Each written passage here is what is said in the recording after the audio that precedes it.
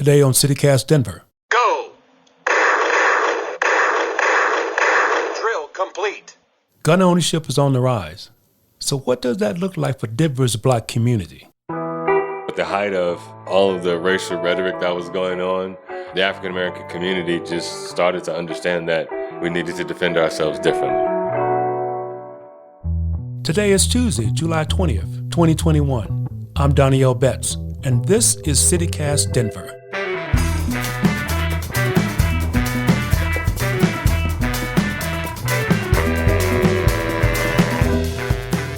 So I think people have a misconception about black gun ownership. Growing up in a small town in rural East Texas, DeKalb, we had guns for protection and hunting. My dad always had a .22 rifle and shotgun behind our front door to keep the family safe from various predators, four-legged and two-legged. However, some folks in America see gun ownership as only for certain people. I know it's always been more complicated than that. Like in 1850, in a lead up to the Civil War, the U.S. government passed a Fugitive Slave Act, which said that white people could recapture escaped slaves in the North and return them to their masters in the South.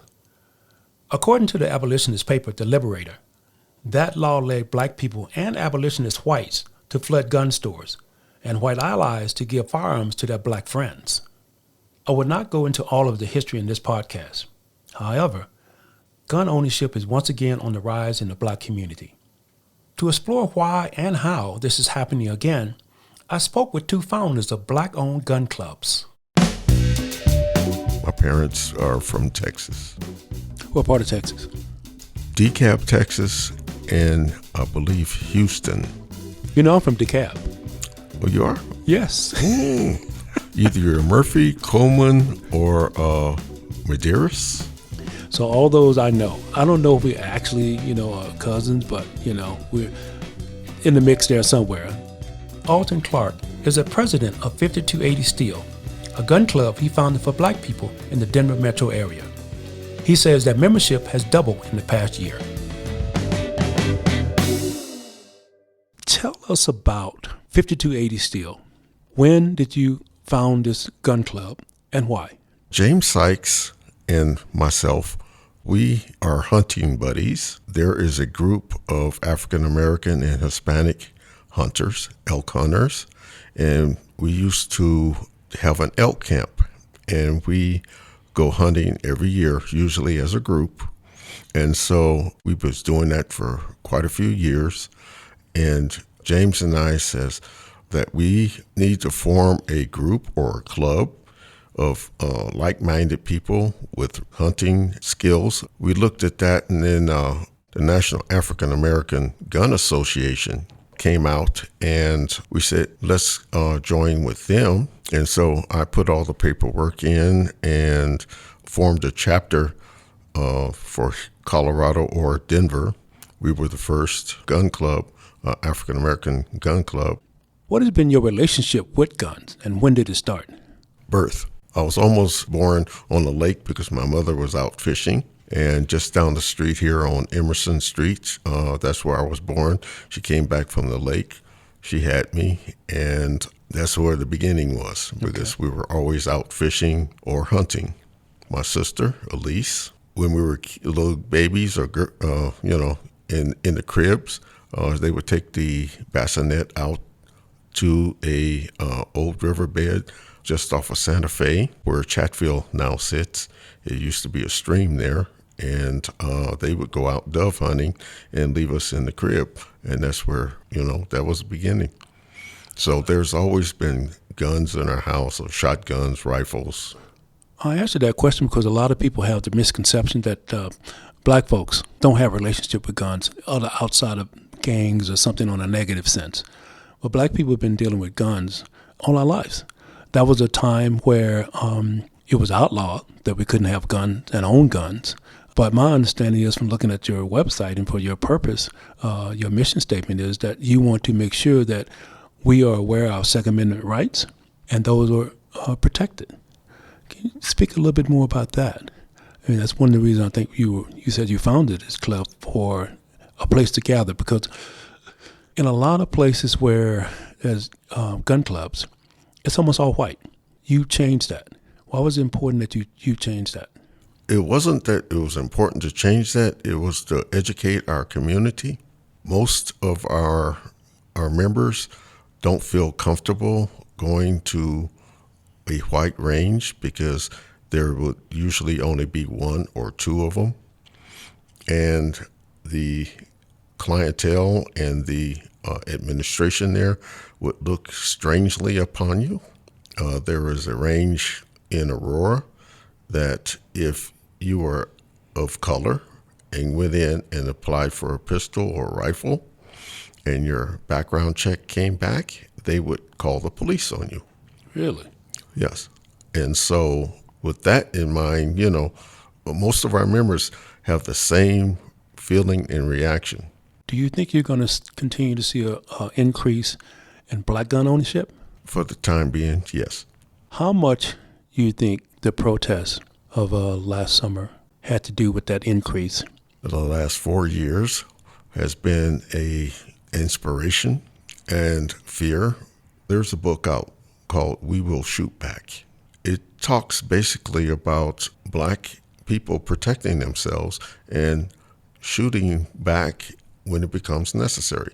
Not that we go out and go for any rebellion or anything in that nature. We're just protecting ourselves. So, are you glad you started your gun club when you did?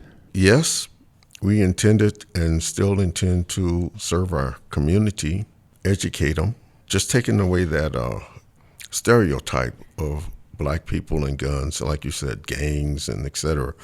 We want to teach our community how to use a firearm safely and be responsible citizens. It's been a real pleasure. Anything you'd like to add? Pew pew time is relaxing. Thank you so much. No problem. Thank you. After speaking with Alton Clark, I took a tour of the new 1770 Armory in the Five Points neighborhood with one of its founders, Sean McWilliams. I'd like to welcome you guys to 1770 Army Gun Club. We have about a 7,000 square foot facility with about 7 rooms in it that we use for training. One of the most interesting things about 1770 Armory is that it's all virtual. There's no live ammunition. Instead, they use lasers and computer simulations. You'll find out why in this interview. First room we're going to take a look at is called the 6-plate drill. So give me 2 seconds, and we're going to start here. So we always start off when we call it compress ready. The system will tell you to ready, and then it'll say go. Go. Drill complete. So in that particular process, we're able to give you one-shot target. So now if you look at the system, it'll actually tell you how your speed was and your accuracy, right? So we do in this drill, if you look here, you have the crosshairs in the middle. These shots are actually calculated based off of my speed and accuracy. So right here it says nearly even, keep it up, right? So basically what it's telling me is that when I took my firearm from the draw position, aimed on the target, my accuracy was great and my speed was great. Why did you decide that you wanted to do virtual? As virtual, I mean, I know because you're in the city and kind of Denver, so you can't have a live fire. Yes, sir. But why did you decide that this would be the route that you wanted to take? What made this possible was just a conversation, really. Myself, Anubis Heru, we were part of 5280 Steel Gun Club also, right? So we're running into people who were just afraid of firearms. And so we were trying to figure out what can we do to work with that crowd, right? And so Anubis and I started doing research in the whole concept of trying to figure out what that looked like. And we were introduced to the smokeless range and laser ammo. Anubis went out and actually got a few of the devices, started doing some of the training at home, invited me over to the house. We started doing that training together and realized that it was effective, it was efficient, and it worked really well.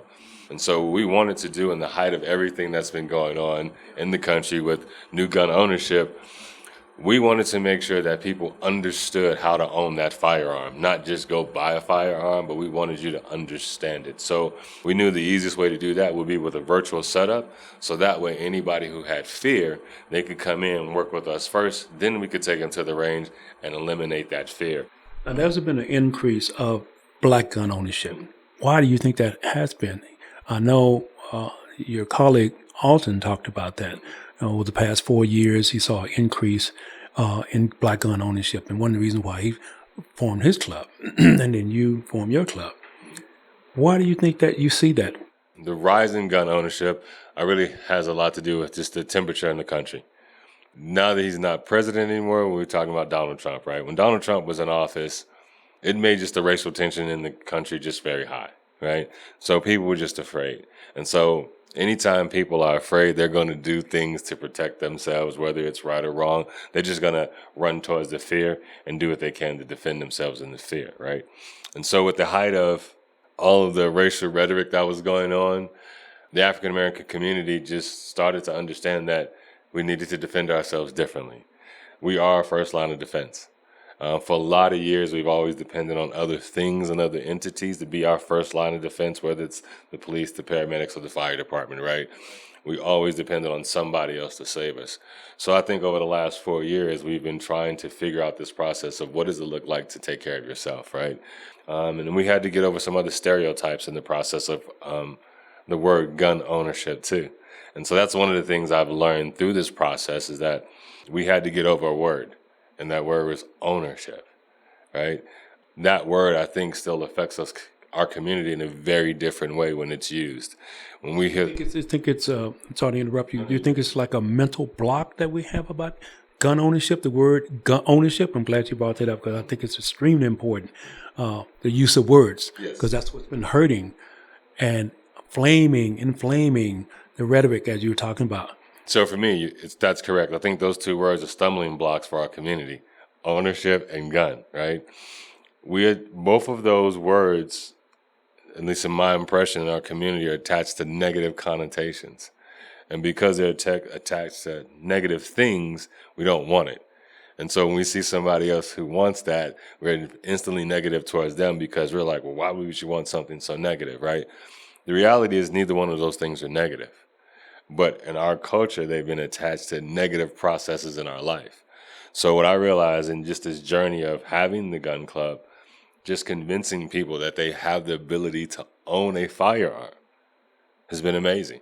Have you seen an increase in black female gun ownership? I'll say 70% of our clients are women. I think in our community, our women feel unsafe, right? And so when everything was going on in the country, if you look at our numbers as far as African-American males go, most of us have felons or we're in prison. So we couldn't necessarily count on our counterparts to defend us. And if they were trying to defend us, they would be defending us in a very illegal way. So I think we're at this paradox in the black community where there are more women who can actually own because of legal reasons, right? So there are a lot of gentlemen in our community who just can't own because they have a sketchy past that will not allow them to own. So I think that is one of the biggest hurdles in the numbers that we're actually seeing is that African-American males just can't, right? If they could, I think the numbers would be just as equal, right? And so we're trying to talk about that piece of the conversation too, because they're the only ones who in our community who can really own right now. You name your club 1770. Why? I'm a former Marine. So when I was in the Marine Corps, it was not always the easiest thing to be in, right? I remember initially going in, they wanted to call me a dark green Marine. I don't really think people understand how even going through the process of the military, how segregated it still was, even in the early 90s when I was in Desert Storm, Desert Shield. And those are the things that we had to battle through even then. And so being in it as long as I was, and we talked about it, him and I talked about the fact that the minority soldier has never really been honored, right? The minority soldier has always been the guinea pig, the scapegoat, the whatever into the military, right? There's always been this white hero for the military in America, right? But when you really dig into the military itself, you will actually see that most of the folks on the front line were minorities. And so what we talked about was Christmas addicts, right? Everybody celebrates 4th of July, 1776, right? And I always say to people, well, something happened before that date. And they be like, what do you mean? We just won. I'm like, no, we didn't just win, right? So we wanted people to understand that one of the very first people who actually spilled blood to create this thing called America was half black and half Indian, wasn't even a white person, right? And somebody who just stumbled out of a bar, having seen these things happen, and says, hey, I'm going to defend this. And so here it is, we're constantly dishonored in the country. But here it is, we were one of the very first people to stand up and say, hey, you're not coming over here and you're going to do this. So that started that whole revolution, and that was a 6-year process, right? We don't talk about the process. We just talk about the win.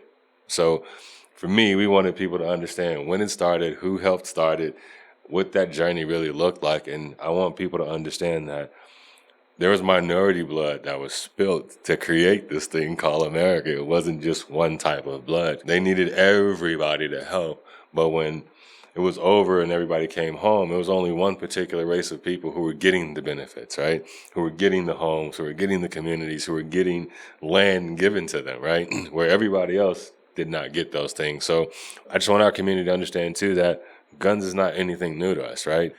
Sean McWilliams, 1770 Armory. Yes, sir.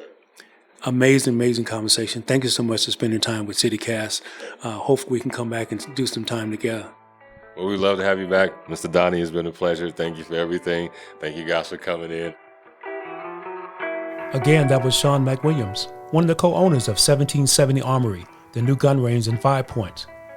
And let me say that name he mentioned again, Crispus Attucks. Attucks was killed in the Boston Tea Party in 1770, making him the first fatality of the American Revolutionary War. If you want to learn more about the Crispus Attucks story, I produced an audio drama called The Knock-Kneed Man. I'll put a link to that in the show notes for this episode.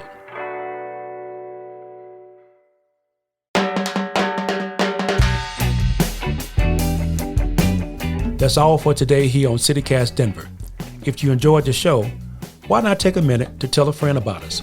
Rate the show wherever you get your podcast and subscribe to our morning newsletter. We'll be back tomorrow with more news from around the city. I'm Danielle Betts. I look forward to spending more time with you.